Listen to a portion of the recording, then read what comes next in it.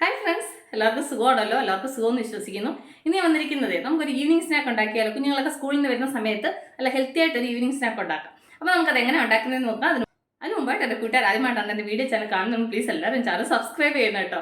Subscribe ചെയ്യണം. അതുപോലെ തന്നെ ബെല്ലൈക്കൻ പ്രസ് ചെയ്തിട്ട് ഓളം കൊടുത്താലും ഞാൻ ഡെയിലി ഇരുന്ന വീഡിയോ നോട്ടിഫിക്കേഷൻ കിട്ടത്തുള്ളൂ. അപ്പോൾ നമുക്കത് എങ്ങനെ ഉണ്ടാക്കുന്നത്, അതിന് വേണ്ടുന്ന സാധനങ്ങൾ എന്തൊക്കെയാണെന്ന് നോക്കാം.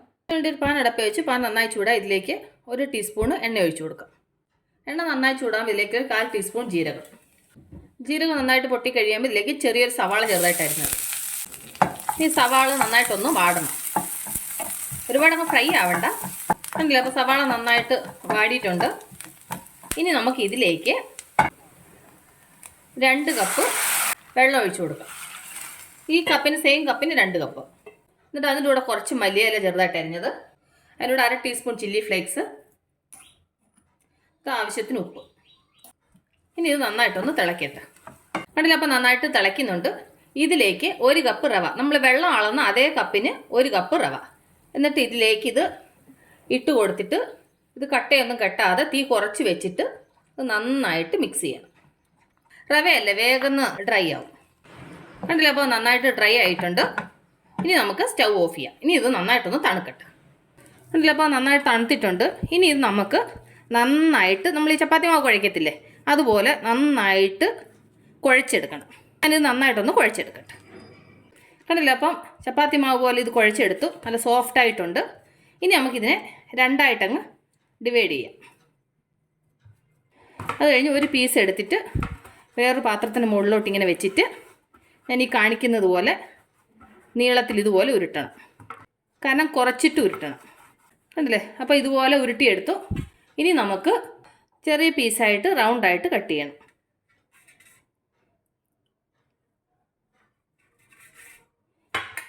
കണ്ടില്ലേ, ഇതുപോലെ. അപ്പോൾ ഞാൻ ഇതുപോലെ എല്ലാം കട്ട് ചെയ്തെടുക്കട്ടെ. കണ്ടില്ലേ, അപ്പോൾ ഇതെല്ലാം ഇതുപോലെ കട്ട് ചെയ്തെടുത്തു. ഇനി നമുക്കിത് ഫ്രൈ ചെയ്യണം. അതിനുവേണ്ടി ഞാൻ എണ്ണ ചൂടാക്കാൻ വെക്കട്ടെ. നന്നായിട്ട് ചൂടായിട്ടുണ്ട്. ഇതെന്ന് പറഞ്ഞാൽ ഇതുപോലെ എടുത്തിട്ട് ഈ സെൻറ്റർ ഇതുപോലെ ഒന്ന് പ്രസ് ചെയ്ത് കൊടുക്കാം.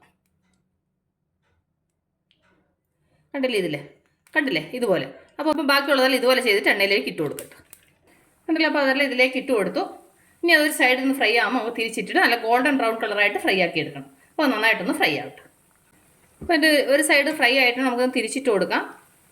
ഫ്രൈ ആവുന്നതേ ഉള്ളൂ. ഞാനിതെല്ലാം ഒന്ന് തിരിച്ചിട്ട് കൊടുക്കട്ടെ. കണ്ടില്ല, അപ്പോൾ അതെല്ലാം തിരിച്ചിട്ട് കൊടുത്തു. ഇനി ആ സൈഡിൽ നന്നായിട്ടൊന്ന് ഫ്രൈ ആവട്ടെ. കണ്ടില്ല, അപ്പോൾ നന്നായിട്ട് ഫ്രൈ ആയിട്ടുണ്ട്. അപ്പോൾ ഞാനൊരു സെർവിങ് പ്ലേറ്റിലോട്ട് മാറ്റട്ടെ. കണ്ടില്ലേ, എത്ര നല്ല ക്രിസ്പി ആയിട്ടുള്ള ഒരു ഈവനിങ് സ്നാക്ക് ഉണ്ടാക്കിയെന്ന് കണ്ടില്ലേ. എത്ര നല്ല ക്രിസ്പി ആയിട്ടുണ്ടോ നോക്കിയേ. അധികം സാധനങ്ങളൊന്നും വേണ്ട. ഒരു സവാളയും എന്താ പറയുക കുറച്ച് റവ ഉണ്ടെന്നുണ്ടെങ്കിൽ ഈസി ആയിട്ട് സിമ്പിളായിട്ട് ഈ സ്നാക്ക് ഉണ്ടാക്കാൻ പറ്റും. അപ്പോൾ എൻ്റെ കൂട്ടുകാർക്ക് ഞാൻ നിങ്ങളുമായിട്ട് ഷെയർ ചെയ്ത ഈ സ്നാക്ക് റെസിപ്പി നിങ്ങൾക്ക് എല്ലാവർക്കും ഇഷ്ടപ്പെട്ടാണെന്ന് വിശ്വസിക്കുന്നു. എല്ലാവരും ട്രൈ ചെയ്യണം കേട്ടോ. നിങ്ങളെല്ലാവരും ട്രൈ ചെയ്യണം. ട്രൈ ചെയ്ത് നിങ്ങൾക്ക് ഇഷ്ടപ്പെട്ട നിങ്ങളുടെ ഫ്രണ്ട്സിന് ഷെയർ ചെയ്യുക, ലൈക്ക് ചെയ്യുക, വാല്യുബിൾ കമൻറ്റ്സ് ഇടുക. നാളെ നമ്മൾ രുചികരമായ പുതിയ വീഡിയോയും പുതിയ റെസിപ്പിയുമായിട്ട് നാളെ നമ്മൾ വീണ്ടും കാണും വരെ ടേക്ക് കെയർ. ബൈ.